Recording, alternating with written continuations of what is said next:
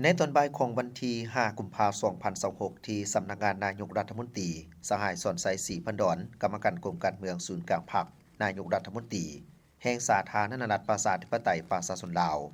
ได้ต้อนรับและพบปะกับสหายโตเริ่มเลขาธิการใหญ่คณะบริหารงานศูนย์กลางพรรคคอมมิวนิสต์เวียดนาม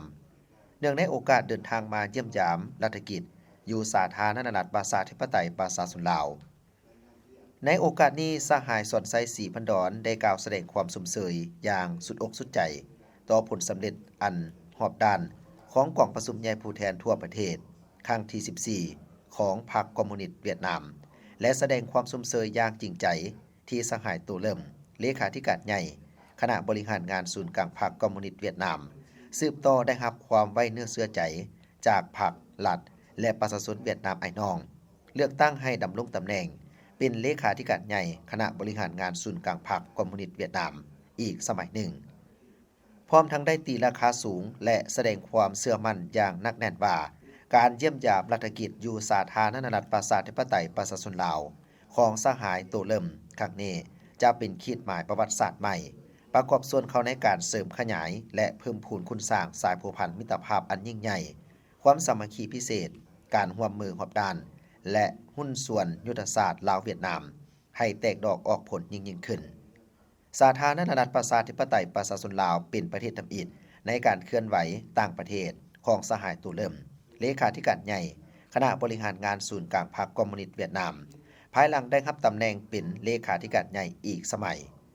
ในเวลาเดียวกันสหายโตเริ่มและคณะก็เป็นคณะผู้แทนขั้นสูงต่างประเทศคณะทำอิฐที่สาธารณรัฐประชาธิปไตยประชาชนลาวได้ต้อนรับภายหลังกองประชุมใหญ่ครั้งที่12ของพรรคประชาชนปฏิปัติลาวสิ่งนี้คือการยืนยันถึงจุดยืนอันเสมอต้นเสมอปลายที่ถือเอาสายผูกพันมิตรภาพอันยิ่งใหญ่ความสามัคคีพิเศษการร่วมมือรอบด้านและหุ้นส่วนยุทธศาสตร์ลาวเวียดนามเป็นบริมสิทธิ์สูงสุดและเป็นทรัพย์สมบัติอันล้ำค่าของทั้งสองชาติลาวเวียดนามในการพบปะครั้งนี้สองฝ่ายได้ตีราคาการพัวพันหัวมือ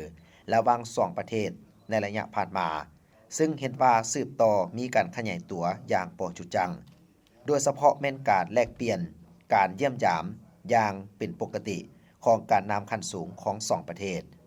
ไปเคียงคู่กันนั้นภายใต้การสินำอย่างใกล้ชิดของสองสหายเลขาธิการใหญ่บรรดาโครงการหัวมือสืบต่อได้รับการจะตั้งปฏิบัติอย่างตักหน้าซึ่งหลายโครงการยุทธศาสตร์มีความคืบหน้าอย่างจะแจ้งเป็นต้นโครงการท่าเรือวุงอ่างท่าเทียบเรือ1 2และ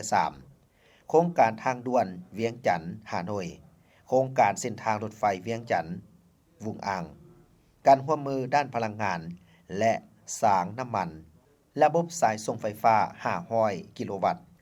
ศูนย์วางแสดงส่งเสริมการค้าและวัฒนธรรมลาวเวียดนามโครงการสร้างมหาวิทยาลัยมิตรภาพลาวเวียดนามอยู่สาธารณรัฐประชาธิปไตยประชาชนลาว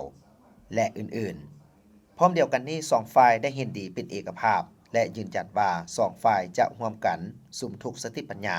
และความพยายามในการสืบต่อเสริมขยายสายผูกพันโดยเฉพาะแม้นการจะตั้งพันขยายบรรดาข้อตกลงของการนำขั้นสูง2พรรคก็คือแผนการร่วมมือระหว่าง2รัฐบาลให้ปรากฏผลเป็นจริงและให้กลายเป็นพลังสุขด่านใหม่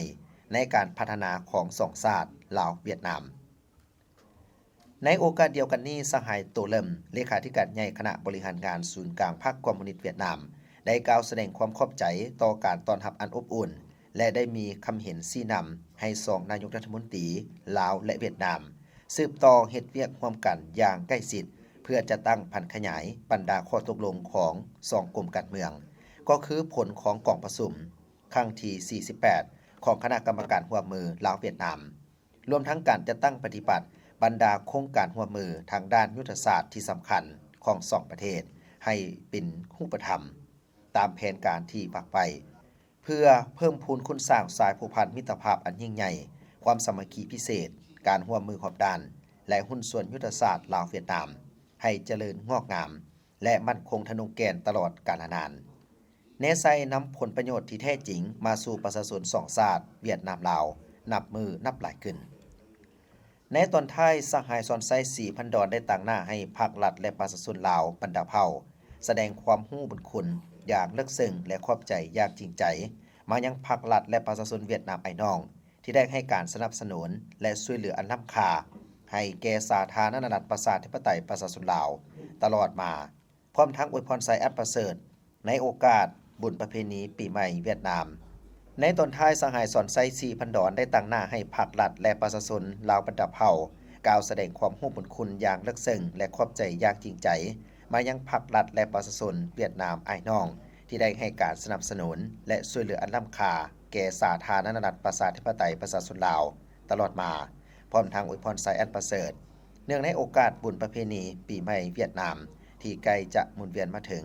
แก่สหายตัวเริ่มเลขาธิการใหญ่คณะบริหารงานศูนย์กลางพรรคคอมมิวนิสต์เวียดนามพร้อมด้วยคณะและประชาชนเวียดนามไอ้น้องจงมีแต่ความผาสุกในชีวิตส่วนตัวและครอบครัว